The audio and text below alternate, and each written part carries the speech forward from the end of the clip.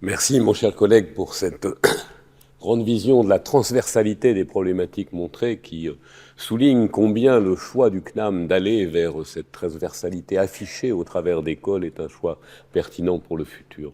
Je crois que c'est un point qui est important, qui vient d'être souligné excellemment, autant par notre parrain que par toi-même.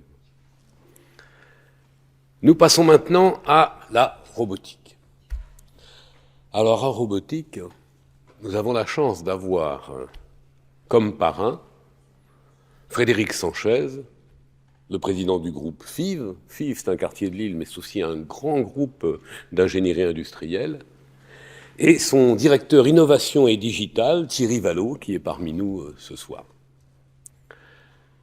La décarbonation passe par des innovations de rupture. C'est pas moi qui l'ai dit, c'est Frédéric Sanchez. C'est quelque chose que vous trouvez partout. On est bien d'accord, monsieur Vallaud.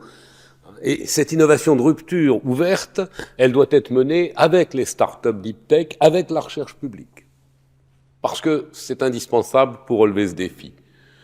Je vois que mon collègue titulaire de la chaire innovation, là, vient de lever les yeux en se disant « Oh là là, on est en train de parler de mon sujet ». Mais bon, après tout, nous sommes bien dans cette transversalité que nous soulignions il y a un instant, y compris pour cette décarbonation. Alors, monsieur Vallaud, vous allez certainement nous parler de l'Alliance Industrie du Futur, donc je ne vais pas le faire, si vous voulez. Mais je crois que c'est important de montrer combien, sur ces aspects d'ingénierie, d'accompagnement de l'industrie en vue de sa réindustrialisation, quelque part, et de la transition de l'industrie française, dans une dimension qui tient compte de ce que fait un groupe international, comme FIV aujourd'hui, très ouvert à l'international, eh bien, on peut avancer pour redonner ces lettres de noblesse à l'industrie qui, au CNAM, je vous rassure, ne les a jamais perdues. Je vous en prie.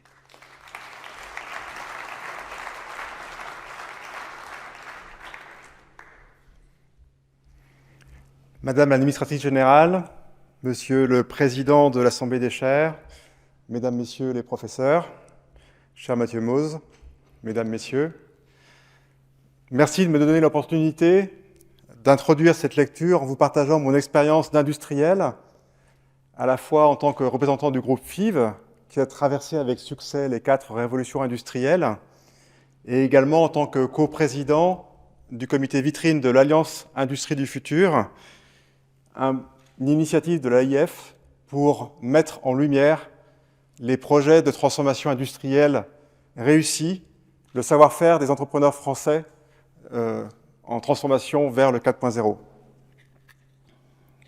Alors le constat est relativement simple. L'industrie a aujourd'hui à sa disposition à peu près l'ensemble des technologies dont elle a besoin pour répondre aux enjeux auxquels elle doit faire face. C'est très rarement le facteur limitant. Par contre, l'industrie doit répondre à 2 enjeux. Premièrement, elle manque de femmes et d'hommes pour répondre aux attentes de ses clients. L'industrie souffre toujours d'un manque d'attractivité. Deuxième enjeu, pour être performante, l'industrie doit apprendre à fonctionner en écosystème et dépasser l'organisation historique en verticale, l'aéronautique, l'automobile, les transports. Il faut introduire de la transversalité. Sur la question de l'attractivité, la capacité à recruter des talents est l'enjeu le plus fréquemment cité par nos 122 entreprises vitrines. Alors que certains continuent à opposer robotisation et emploi, ils sont heureusement de moins en moins nombreux, la réalité de terrain est que l'industrie peine à trouver les hommes et les femmes dont elle a besoin et elle pourrait créer davantage d'emplois si elle était mieux connue et si nous exploitions davantage les possibilités de l'automatisation et de la robotisation. Historiquement, la robotisation était tirée par la recherche de précision et de productivité. Elle est désormais synonyme de réduction des tâches pénibles et répétitives pour confier à l'humain des activités qui mettent davantage en valeur son intelligence relationnelle, sa créativité ou sa capacité à résoudre des problèmes. La robotisation est donc devenue un enjeu d'attractivité. Elle permet de réduire les efforts physiques grâce à l'utilisation des exosquelettes et des robots. Et mon expérience de ces 122 vitrines, c'est qu'on trouve parfois des exosquelettes et des robots ou des cobots à des endroits où on ne les attendrait pas. Mais nos inventeurs, nos entrepreneurs, nos ingénieurs français talentueux ont réussi à les employer pour que les hommes et les femmes qui travaillent avec eux aient chaque jour des tâches moins pénibles. Dans certaines entreprises, les robots mobiles sont devenus comme de nouveaux collaborateurs auxquels les équipes donnent parfois même des prénoms, comme pour mieux les accueillir parmi eux. La simplicité des outils de programmation que l'on appelle en anglais « no-code » rend cette automatisation accessible au plus grand nombre. Le retour sur investissement d'un robot industriel ne se mesure donc plus seulement en gains financiers, il est devenu un élément clé de la capacité des entreprises à attirer les talents et à leur offrir un emploi motivant. Le second enjeu consiste à accroître les coopérations et les synergies entre industriels. L'industrie, comme nous le savons tous, est au cœur des enjeux de société, car c'est d'elle que viendront les solutions pour décarboner l'économie, produire plus sobre, recycler nos déchets, mais elle ne pourra atteindre ces objectifs sans revisiter la façon dont les industriels s'associent entre eux pour inventer l'industrie de demain. C'est ce qui a motivé la création en septembre 2021 de cette filière que nous appelons Solutions Industrie du Futur, dont les priorités sont pleinement alignées avec les axes que vous avez prévu de développer, mon cher Mathieu Mose, si j'ai bien compris, dans cette nouvelle chaire Robotique et Industrie du Futur. Le premier axe et la première priorité de cette nouvelle filière, c'est de susciter des collaborations nouvelles entre les fournisseurs de machines et les industriels. Il faut imaginer de nouveaux écosystèmes de production. La deuxième priorité, le deuxième axe, c'est de jouer la transversalité entre les métiers, c'est-à-dire de développer la capacité à transposer, par exemple, les solutions qui ont été mises au point pour l'industrie automobile pour améliorer les performances de l'industrie du bois, ou d'aller chercher des solutions dans l'industrie médicale pour équiper nos futures gigafactories de batteries. C'est assez inattendu, mais aujourd'hui, c'est comme ça que l'on est capable d'aller chercher des solutions performantes pour équiper nos usines. En France, l'activité des offreurs de solutions, donc ceux qui sont représentés par la filière Solutions Industrie du Futur, représente 32 000 entreprises, 500 000 emplois et 36 milliards d'euros de valeur ajoutée. C'est donc très important. Et pourtant, rapporté au produit intérieur brut, c'est 3 fois moins qu'en Italie et c'est 5 fois moins qu'en Allemagne. Ça veut dire que le chemin à parcourir est encore long. Et les opportunités sont nombreuses. Je citerai par exemple ces fameuses gigafactories de batteries qui commencent à équiper nos territoires. Il s'agit de réinventer toutes les chaînes de production automobile mises au point pendant des décennies, et nous n'avons que quelques années pour le faire. Alors, une solution simple consiste à importer toutes les machines dont nous avons besoin d'Asie, au détriment de notre autonomie future. Ou l'alternative de recourir au génie, à la créativité et à l'esprit d'entreprise de nos ingénieurs français dans un modèle plus en phase avec nos aspirations. Car à long terme, qui maintiendra, optimisera, améliorera, créera la seconde génération de ces machines importées d'Asie et qui nous sont livrées comme autant de boîtes noires? Autre exemple, le développement de l'économie circulaire. Il y a un exemple que je pratique au quotidien qui est l'économie circulaire des matériaux de construction. Aujourd'hui, cette économie circulaire impose de faire se rencontrer des cimentiers, des verriers, des fenêtriers, des plateformes de déconstruction, etc. Autant d'entreprises qui sont historiquement dans leurs filières respectives et qui n'ont pas l'habitude de collaborer dans des écosystèmes communs. Et donc c'est tout ceci qu'il faut réinventer si nous voulons répondre aux challenges qui se posent à l'industrie. En conclusion, l'industrie du futur nous offre donc un nombre incroyable de challenges absolument passionnants. Et je tiens à saluer la création de cette nouvelle chaire que vous occupez, cher Mathieu Mose, pour former les femmes et les hommes ingénieurs qui le relèveront.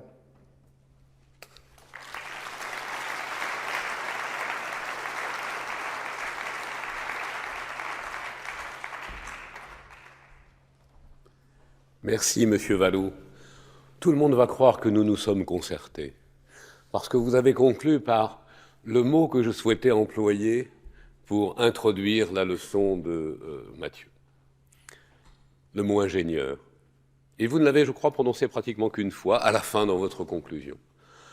Pourquoi ? Parce que le CNAM, bien évidemment, est connu comme une école d'ingénieurs, alors qu'il est loin de n'être que cela, et qu'aujourd'hui même on peut dire que dans les sciences industrielles et assimilées, eh bien, il n'y a plus guère qu'un tiers de ces élèves, de ces 70 000 élèves qui sont du domaine des sciences industrielles et assimilées, et cela comprend les technologies de l'information et de la communication. Néanmoins, nous faisons toujours, la directrice de l'école d'ingénieurs, ma collègue qui est ici, je parle sous son contrôle bien sûr, plus de 1000 ingénieurs par an, ce qui fait de nous pratiquement le plus gros opérateur d'ingénieurs en formation continuée tout au long de la vie. Aujourd'hui, les 2/3 en dehors de notre centre parisien, dans nos régions ou à l'étranger.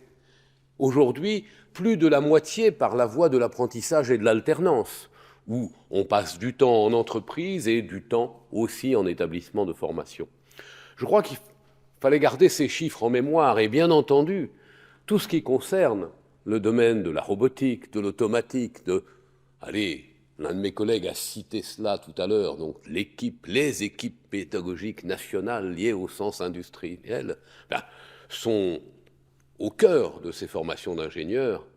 Et d'ailleurs, pour Mathieu Mose, il a fallu concilier la préparation du dossier de renouvellement de la commission du titre d'ingénieur pour dimanche prochain au soir, avec celle de sa leçon inaugurale pour ce soir. Mais ça le met dans le bain de la réalité du métier de professeur du CNAM, ça je crois que c'est pas mal.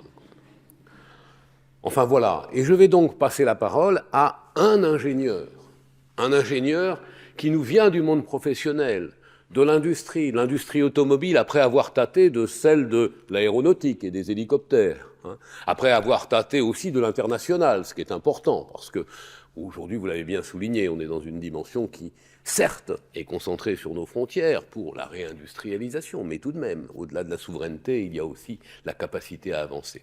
Je n'en dis pas plus et je passe tout de suite la parole à Mathieu Mose pour Robotique et Industrie du futur, base et vecteurs de transition.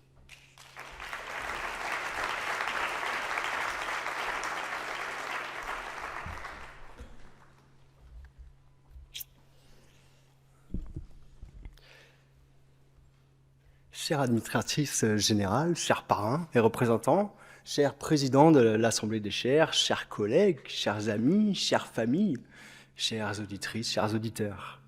Nommer une chaire en juxtaposant robotique et industrie du futur pourrait sembler au premier abord réducteur, pourtant pas davantage que de rapprocher roue et automobile, ou aile et aéronautique, ou encore gouvernail et transport maritime.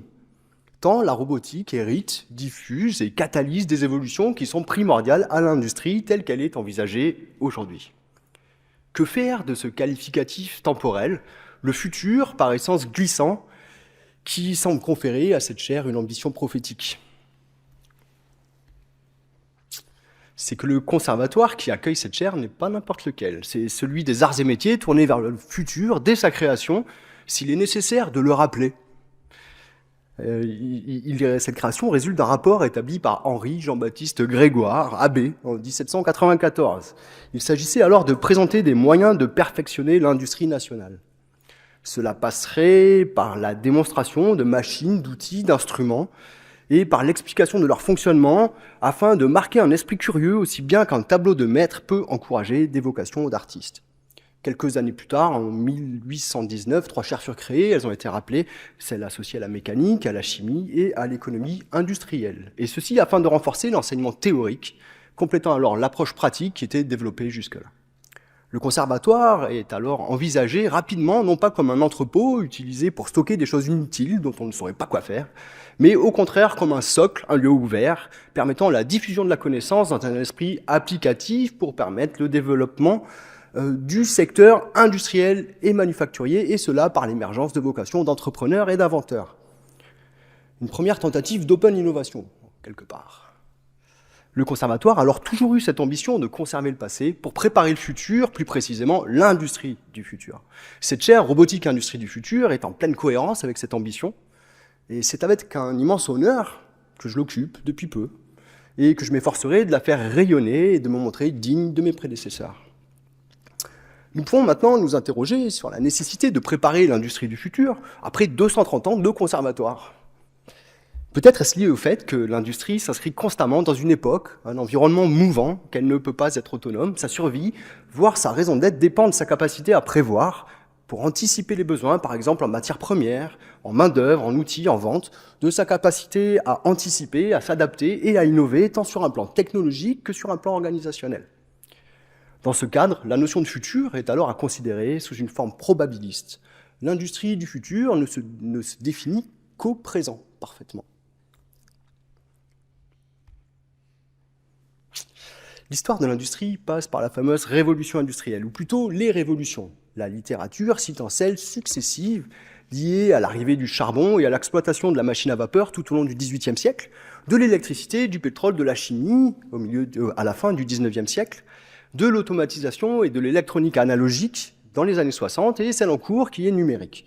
Ces aspects sont essentiellement technologiques. Ils correspondent dans un premier temps à l'exploitation d'énergies nouvelles, puis à son optimisation. Et bien qu'il soit indéniable que ces technologies aient joué un rôle essentiel, leur caractère révolutionnaire est peut-être à nuancer. Beaucoup le remettent en cause et préfèrent souligner la continuité de cette évolution technologique. Ces révolutions, si elles en furent donc, ont finalement moins été industrielles que technologiques et moins technologiques que sociales. Elles ont eu un impact global sur la société dans son ensemble, l'industrie étant le catalyseur d'une époque, à la fois cause et conséquence. Si la précédente révolution industrielle est associée à l'automatisation des machines au cours des années 60, la révolution actuelle a pour emblème la robotique et sa cousine, l'intelligence artificielle. Attardons-nous sur le premier, la robotique, et revenons un peu en arrière, aux origines. Avant le robot, il y avait l'automate. L'idée semble avoir germé au milieu du premier millénaire avant Jésus-Christ et s'est concrétisée à Alexandrie au milieu du IIIe siècle avant Jésus-Christ. Les raisons de cette concrétisation seraient associées à la religion et son attractivité dans un contexte religieux concurrentiel pour attirer les foules. Il s'agissait d'une opération marketing. Environ 100 ans avant Jésus-Christ, Héron crée des mécanismes et va jusqu'à rédiger un traité intitulé Automata. Il automatise des scènes de théâtre miniatures par l'utilisation des propriétés de dilatation et de compression de l'air sous l'effet de la chaleur, inventant au passage ou exploitant la machine à vapeur. Ces premiers automates apparaissent en tant qu'objet de curiosité et de distraction. Ils permettent l'étude de phénomènes physiques, mécaniques, ainsi que leur vulgarisation et leur diffusion. Ils n'ont pas d'utilité productive pour l'instant. L'histoire connue des automatismes continue en passant par Bagdad, avec par exemple le livre des mécanismes ingénieux écrit en 860 par les frères Banu Moussa, ou encore par l'Anatolie, avec celui d'Al-Jazari, un traité sur les procédés mécaniques écrit aux alentours de 1200. Et c'est à cette époque que les automates commencent à être utiles. Ils servent à mesurer et montrer le temps qui passe. En Europe, il faut évidemment citer Léonard de Vinci aux alentours de 1500. Il semblerait qu'il était l'un des premiers à se passer d'une énergie primaire, l'énergie hydraulique, pour utiliser des ressorts métalliques. En Europe, puis vint Descartes, au XVIIe siècle, notant qu'il n'invente évidemment pas le robot cartésien. Ça vient après. Mais il construit des mécanismes automatisés et surtout propose une réflexion sur la nature des automates et de l'homme. Il développe alors le concept d'animal-machine. Dans le discours de la méthode, publié en 1637, il y expose un principe de causalité, selon lequel la cause précède la conséquence et compare alors le comportement de l'animal régi par des stimuli à celui des machines. Et il meurt en 1650, soit 59 ans avant la naissance de Vaucanson. Vaucanson, lui, c'est un passionné d'automates. Il suit probablement une formation en médecine, car ce qu'il souhaite, c'est construire une machine qui ne servirait pas simplement à distraire, à émerveiller, mais plutôt à reproduire une anatomie mouvante, qui mettrait en évidence les mécanismes de la respiration, de la digestion, de la circulation du sang, tout en restant fidèle au mouvement des corps. Et de ces automates célèbres, le joueur de flûte et le canard artificiel restent. Ce dernier était supposé reproduire la digestion à partir de graines. Il a aujourd'hui disparu et beaucoup doutent que le mécanisme était fidèle à la biologie. Il s'agissait plutôt d'une simple illustration. En 1741, il est nommé inspecteur des manufactures de soie dans le cadre d'un plan de rénovation ordonné par le roi afin d'émanciper le royaume de la soie piémontaise. Il travaille ensuite sur des machines textiles mécaniques restées célèbres pour leur ingéniosité, des calandres à écraser, à satiner et à moirer, et puis une machine à tisser les façonnets, en 1748, soit un demi-siècle avant Jacquard. Les machines de Vaucanson permettent la production d'un tissu de qualité constante. C'est le début de l'uniformisation de la production.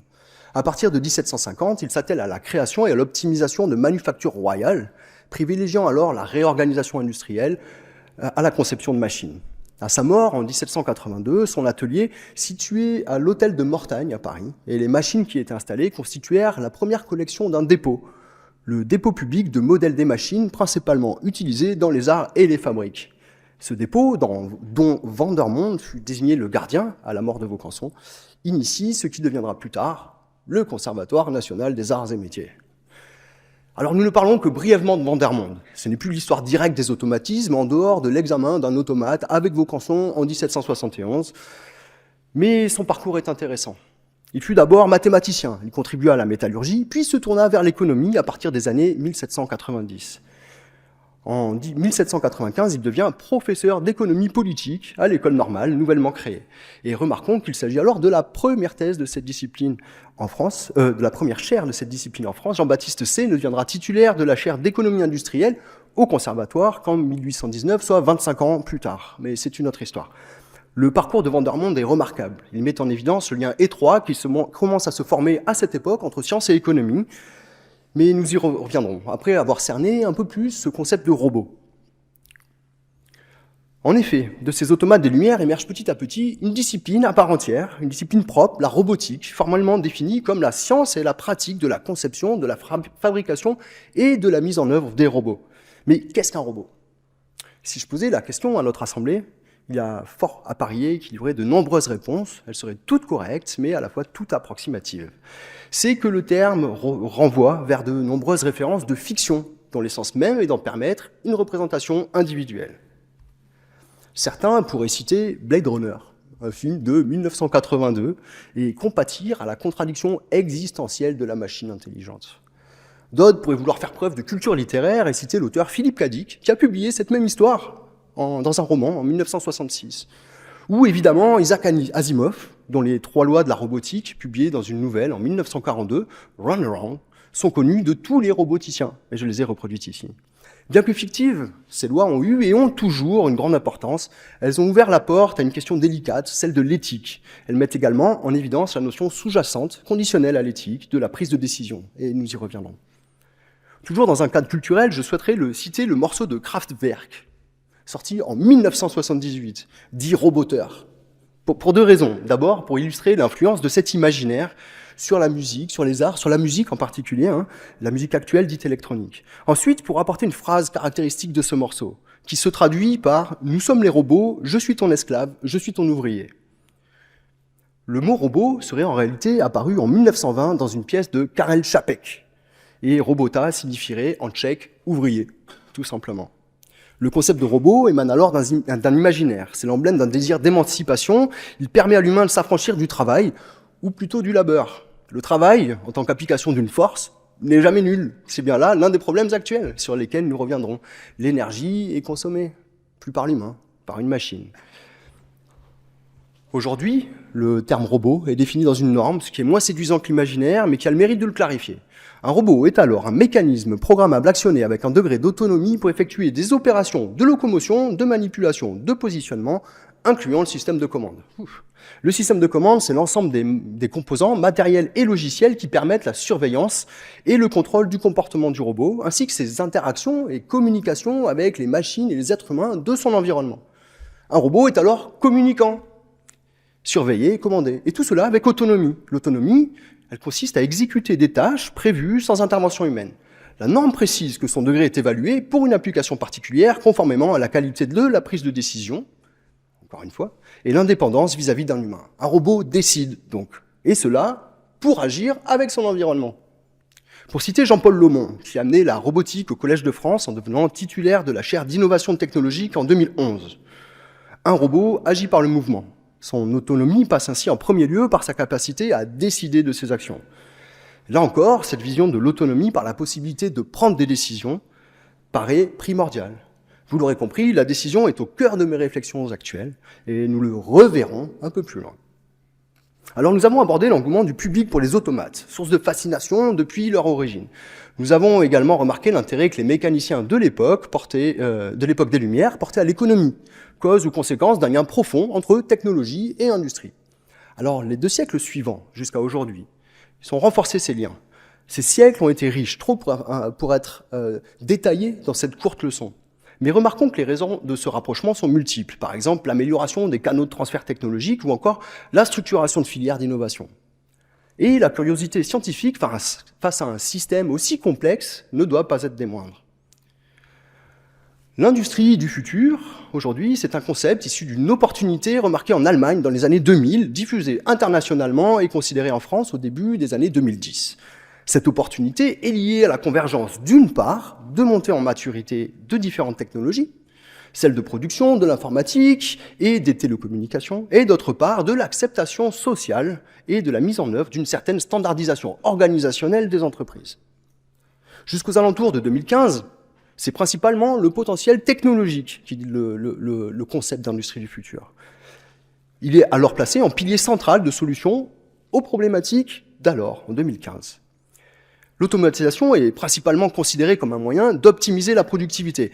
Mais l'augmentation de la production a nécessité celle du capital investi. Il est maintenant attendu des technologies, notamment numériques, un meilleur rendement, ce qui serait rendu possible grâce, par exemple, à une meilleure supervision, à une diminution des temps d'arrêt des machines, ou encore à un meilleur approvisionnement. Au-delà de l'accroissement du bénéfice des investisseurs, d'autres enjeux sociaux, environnementaux apparaissent maintenant majeurs. Nous avons évoqué précédemment les 2 siècles qui nous séparent des Lumières, les qualifiant de riches. Nous pouvons cependant remarquer qu'à cette richesse ont été associées des dégradations. Elles n'ont pas été gratuites. Il convient de les identifier, de reconnaître, d'analyser et de les réparer. Ainsi, un accroissement de la température moyenne annuelle mondiale est constaté de 1,1 degré Celsius. En France, il est actuellement de 2,3 degrés Celsius. Les effets sont certains, par exemple l'augmentation globale du niveau moyen des mers de 3,3 mm par an sur les 30 dernières années, ou l'augmentation de la fréquence de phénomènes météorologiques extrêmes tels des vagues de chaleur aux conséquences sanitaires importantes, ou encore la perte de biodiversité. La cause de ce réchauffement est identifiée, il s'agit de l'augmentation de la concentration atmosphérique de gaz à effet de serre, en particulier le CO2, dont la quantité émise au cours des 2 siècles précédents en fait celui qui a le plus contribué au réchauffement climatique, et cela malgré un pouvoir de réchauffement global moindre que d'autres, par exemple que le méthane ou que les gaz fluorés. On quantifie alors ces rejets en équivalent CO2.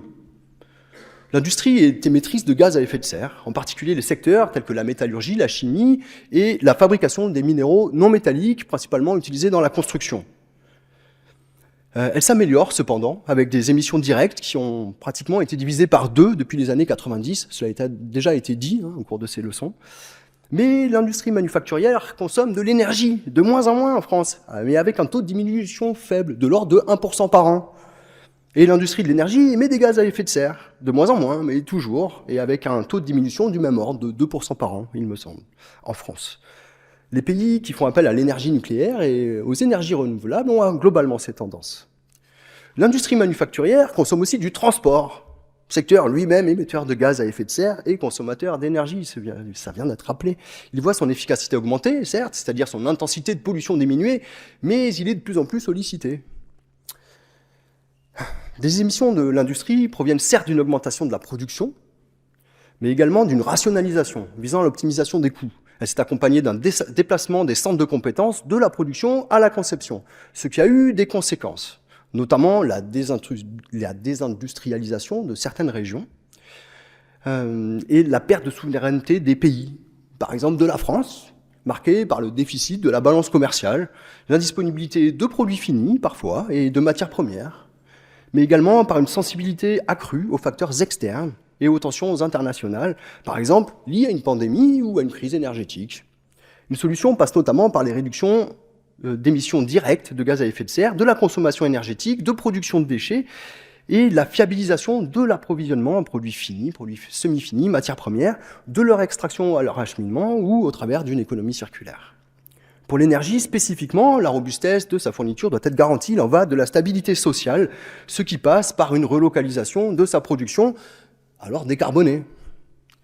Ces transitions écologiques, énergétiques et sociales peuvent passer notamment par celle du numérique, affiché comme l'un des enjeux majeurs de notre société depuis quelques années.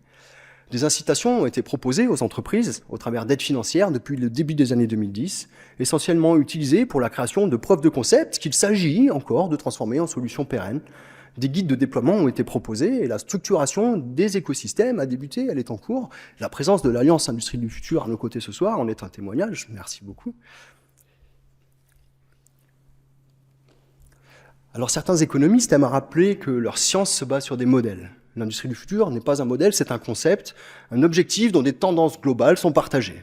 Il repose principalement sur une redéfinition des relations existantes entre les éléments traditionnels de l'industrie. Le produit, le client, la production, le développement, l'organisation et le management, la conception, les salariés, la société et l'environnement. Dans ce concept, le client ne se satisfait plus d'une proposition générique, mais demande une réponse adaptée et individualisée à son besoin. Il souhaite participer à la définition du produit. La production de masse du XXe siècle a priorisé la réutilisation d'éléments standardisés, afin de réduire les coûts de conception et de production. Cette approche modulaire ne peut pas adresser ces exigences et rend difficile la lecture de l'offre. Quand il y a plusieurs options possibles, on n'y arrive pas. L'industrie du futur repose alors sur des possibilités de reconfiguration à la volée des moyens de production, d'approvisionnement et de distribution. La reconfiguration à la volée, c'est au centre du concept. Une certaine anticipation de la demande est toujours requise. Elle passe par la mise en œuvre d'outils de prédiction, de tendances globales à l'aide d'analyses statistiques, tout en évitant l'écueil du suivi individuel assuré par des règlements de protection des données individuelles. L'approvisionnement en matières premières et produits semi-finis est déclenché automatiquement. Il s'effectue auprès de fournisseurs sélectionnés en fonction de la disponibilité et des délais de livraison, mais également d'éléments de responsabilité sociale et environnementale qui doivent alors être partagés et utilisés pour leur sélection. Les fournisseurs locaux sont privilégiés afin de diminuer les coûts de transport, les coûts y compris énergétiques de transport. Et l'approche masse de l'anglais Manufacturing as a Service va jusqu'à imaginer une répartition d'unités de production de petite taille, non spécialisées, distribuées notamment dans les centres urbains et capables de reconfiguration rapide, par exemple avec des techniques de fabrication additive. En tant que salarié, l'humain en tant que consommateur n'est plus concerné que par l'utilisation, voire la définition du produit fini.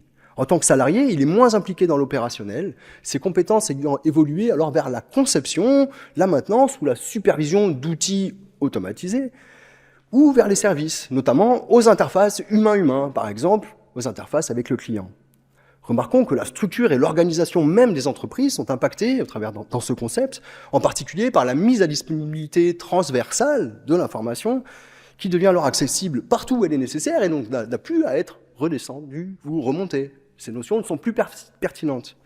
La révolution attendue, c'est donc celle de l'automatisation maximale de l'industrie, de l'approvisionnement de matières et d'énergie jusqu'à la distribution finale, en passant par la conception et la production. Il ne s'agit plus de l'automatisation de la machine ou de l'usine.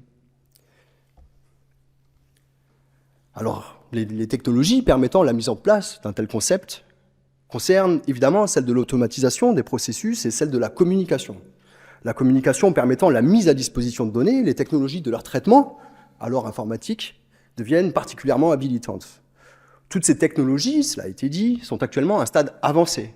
Leur montée en maturité nécessite maintenant une organisation systémique du déploiement, ainsi que leur optimisation.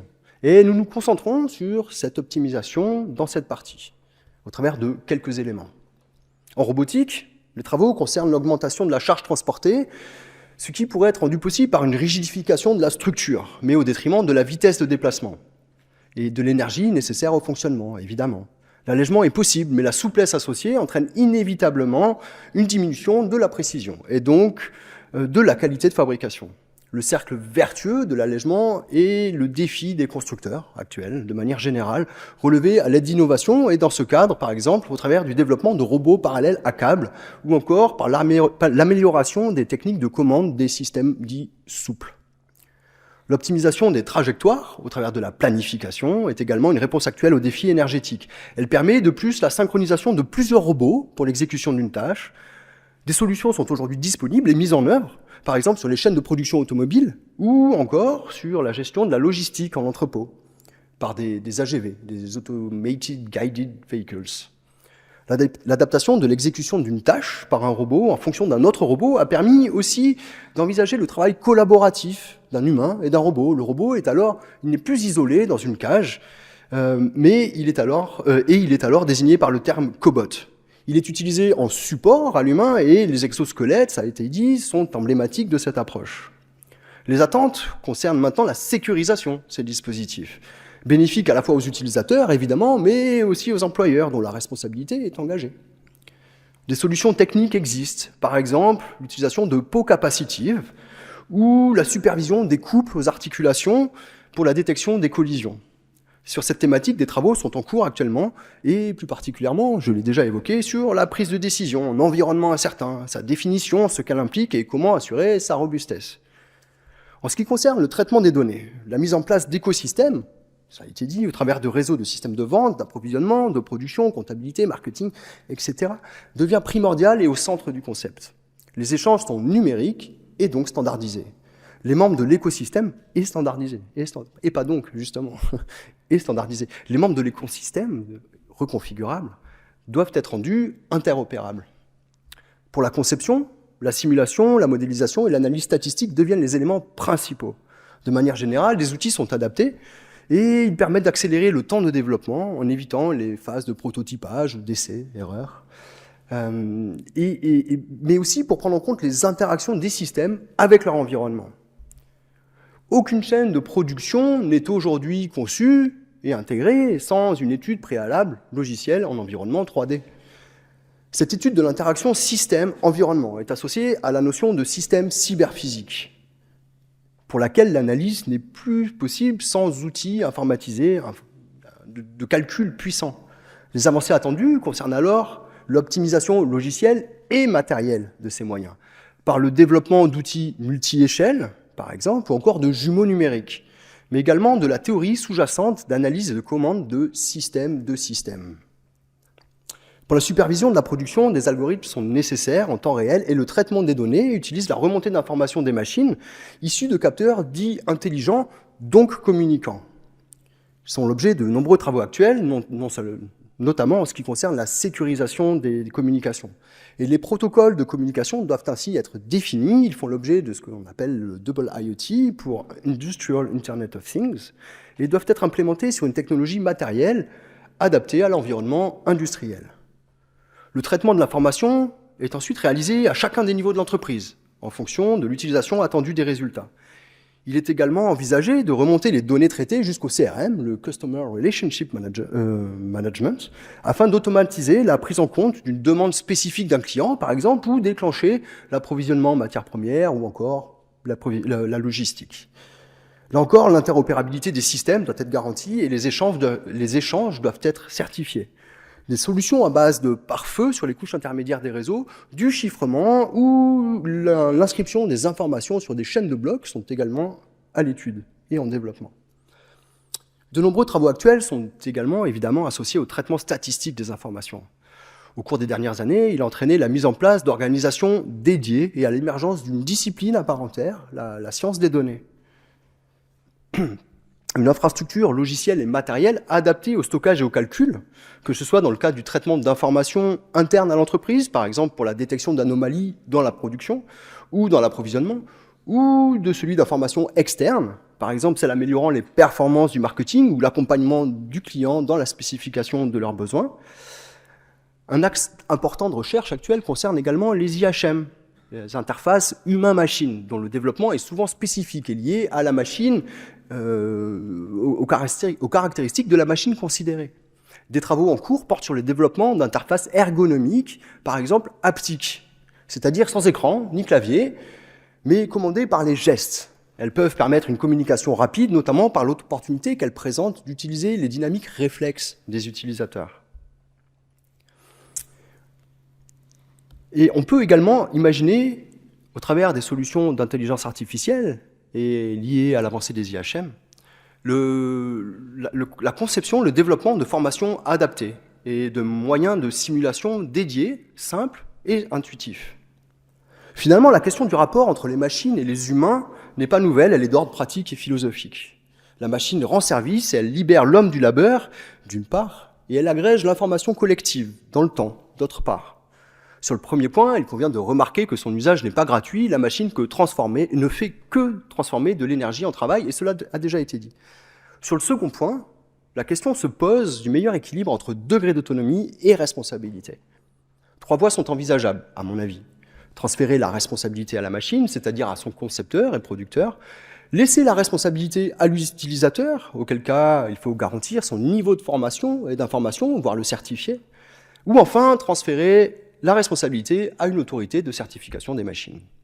Ces voies ne sont pas mutuellement exclusives et sont par exemple mises en œuvre simultanément dans le cas de systèmes embarqués temps réel en aéronautique.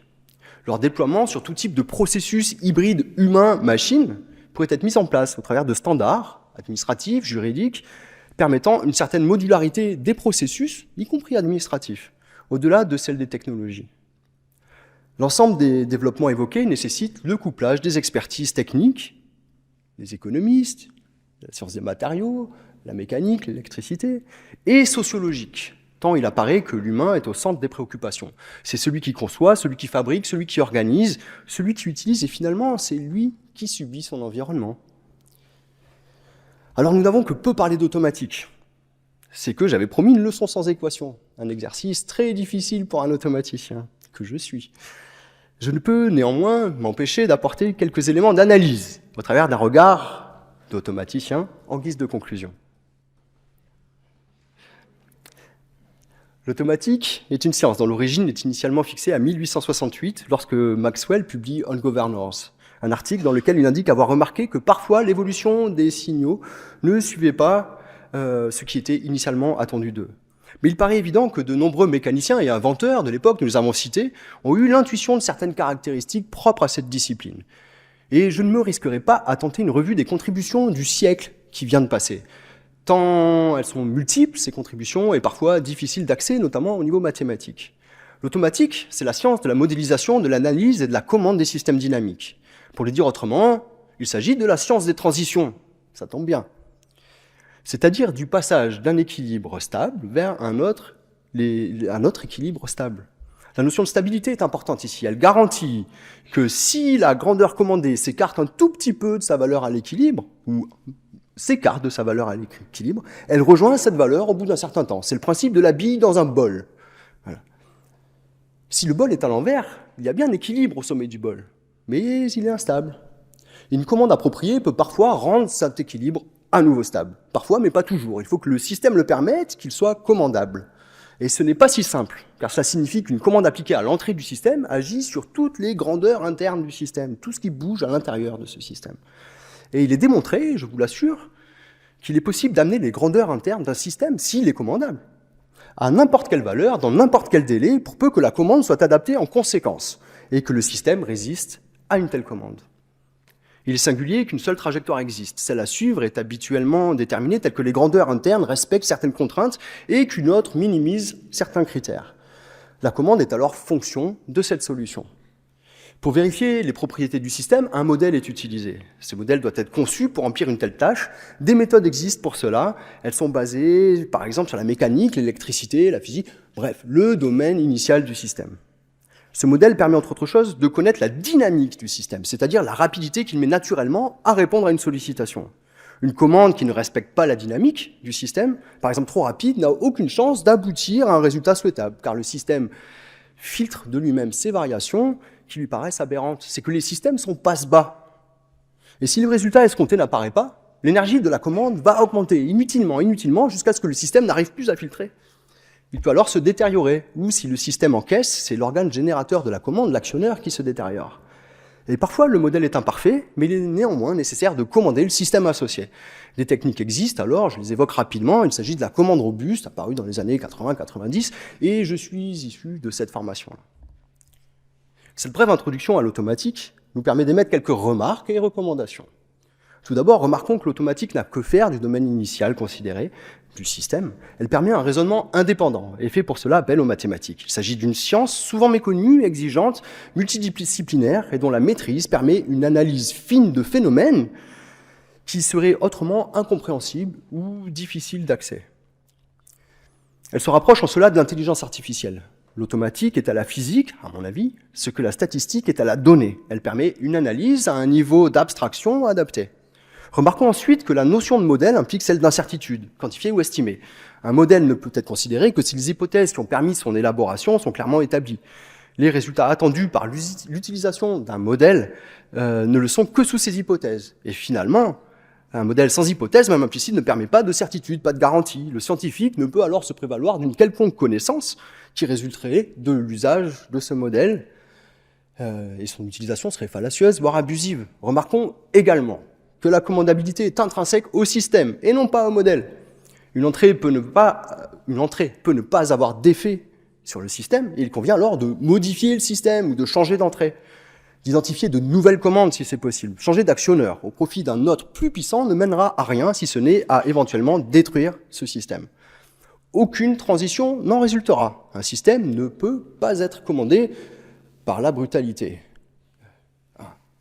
C'est une réponse à hier soir. L'énergie transmise par la commande doit donc être adaptée aux dynamiques du système, de la consigne et des perturbations auxquelles il est soumis. Un problème pourrait découler de la juxtaposition des dynamiques, mais même si la fenêtre dynamique peut éventuellement être étroite, un compromis entre ces exigences peut souvent être trouvé. Et ça, c'est le travail de l'automaticien.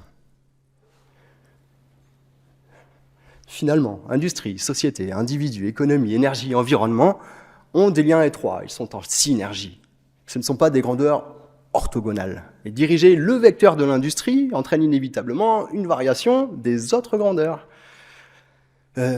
Dit autrement, la famille n'est pas libre, et ces vecteurs ne peuvent prétendre à constituer une base. Voilà. L'industrie est-elle la commande adaptée à une transition énergétique ou écologique? Ce n'est certainement pas la seule, mais c'est un vecteur de transition, un actionneur disponible, en pleine transformation. D'autres actionneurs se mettent progressivement en place.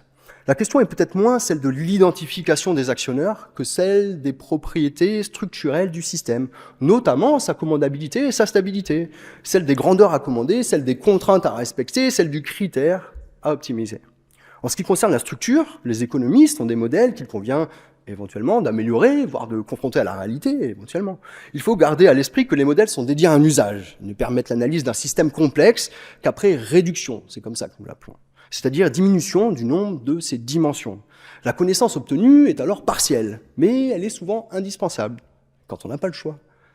En ce qui concerne la détermination des commandes adéquates, les contraintes et le critère, la réponse ne viendra pas du scientifique, ce n'est pas son rôle. Lui, il conçoit des actionneurs, il vérifie la commandabilité du système et la faisabilité du problème. Il faut l'écouter sur cela, car il réalise ce travail avec rigueur et humilité. Et il ne faut pas lui faire dire ce qu'il ne dit pas. Parfois, le scientifique va jusqu'à modifier le système par la formation ou par le développement technologique. La détermination des contraintes et du critère à optimiser seront plutôt collectives. Il s'agit d'une décision, d'un choix de société. Elles passeront notamment par la reconnaissance des perturbations qui a déjà débuté et finalement par l'identification des dynamiques du système. Que peut-il accepter et que doit-il accepter? Je vous remercie.